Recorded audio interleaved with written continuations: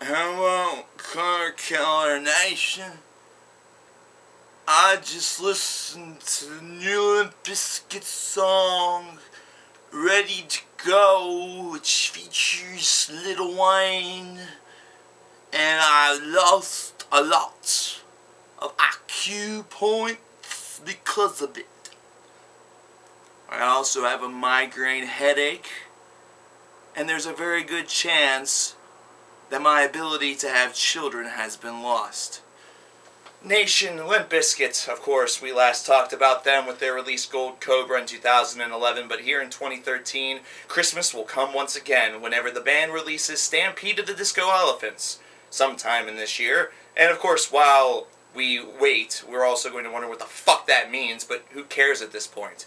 Ready to Go, featuring Lil Wayne, a perplexing track from Limp Bizkit that was just leaked onto YouTube after being posted on limpbizkit.com on March the 24th. Let's talk about this song a little bit.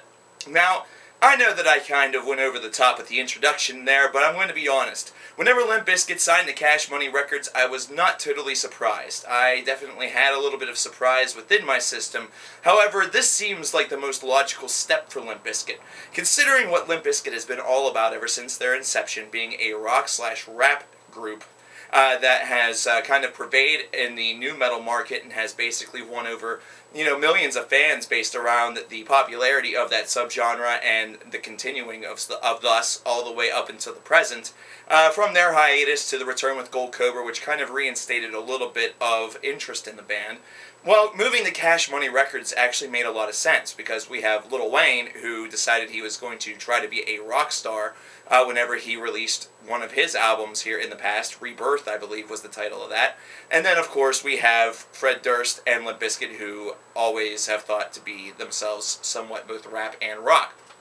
So this is actually a match made in heaven. And actually, because of the move, the one thing I will say that I enjoyed about this song is the fact that instead of sounding like he's nasally and complaining about everything, Fred actually sounds like he's confident. He sounds like he's having fun. He's bragging for the sake of bragging, which he did before. However, this time you actually kind of believe that he believes it, so to speak. These aren't just words on a paper to Fred Durst. Instead, he feels as though he's confident as a writer. Does that make the writing good? No. In fact, it makes the writing even worse. Now, here's the thing. If there's one thing that Fred Durst needed in his life, it wasn't for somebody to love him. It wasn't for somebody to hold him tight. It wasn't millions of screaming fans. It was somebody to actually enter into a track with him that made him look amazing. That made him look like the greatest thing that ever happened. Because in the past, whenever they have done any sort of collaboration, it has been with people who are very, very efficient with their rhymes.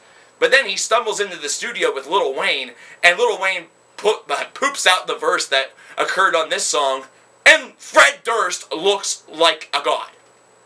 He looks like a wordsmith genius. Lil Wayne basically sounds like he just drenched his soul and body in scissor.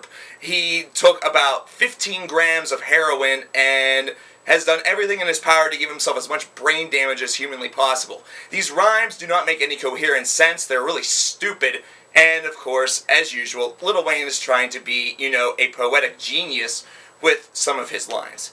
It doesn't work. It makes Fred Durst look incredible. Now, if that's the point, if the point is to actually give the shine back to Fred and the boys, well, Wheezy, good job. Now, as far as the music is concerned, this is actually a track that makes a lot of sense. It's one of those tracks that you would almost expect from a rap band. It would almost expect a rap group or a rap artist to attempt this, and this kind of be their raw, rock and roll, semi-metal track that kind of makes their albums unique whenever you go through the progression of a rap release. However, with Limp Bizkit, this is one where it's in their trademark style, but it just has a little bit more of a fun atmosphere to it. It's not something where they're necessarily going for a destructive feel, and they're not necessarily going for a too straightforward feel. They're not going too outward with the rap, and they're also not necessarily overbearing you with the rock. It's just something that's nice and simple. It actually fits, especially now that they were with Cash Money. So overall, my opinion of this track is as follows. The lyrics are deplorable. The music is not bad, but it's a little simplistic, but that's to be expected, so I'm not expecting, Mozart or Opeth here. But it's not bad. I think that it was constructed fairly decently. But the 2 minutes of semi-ambience at the end was really unnecessary. This song doesn't have to be 6 minutes and 2 seconds long, especially for the number of lyrics that were actually written for it. Much like this review doesn't have to be as long as it is because I'm about to finish it. So overall, first single, yeah, it's exactly what I expected it to be. And whenever Stampede of the Disco Elephants comes out, it's going to be exactly what I expect it to be.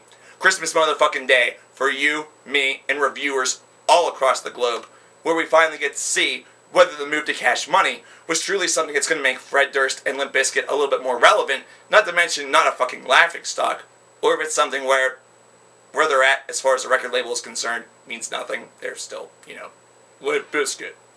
So yeah, I know you're going to hate me for this, especially all you wayward Limp Bizkit fans that are going to magically find this video and just decide, Fred Durst is the motherfucking man, you never get laid, son.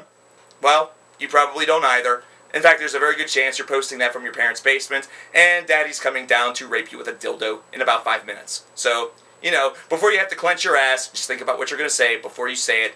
It's Limp Bizkit. Limp Bizkit's relevance was back in the 1990s, the late 1990s and early 2000s. Right now, they're kind of one of those markets that is, subsectioned, but hey, they still have some relevance, and the beat of the song ain't bad. The lyrics, should I say. Wow.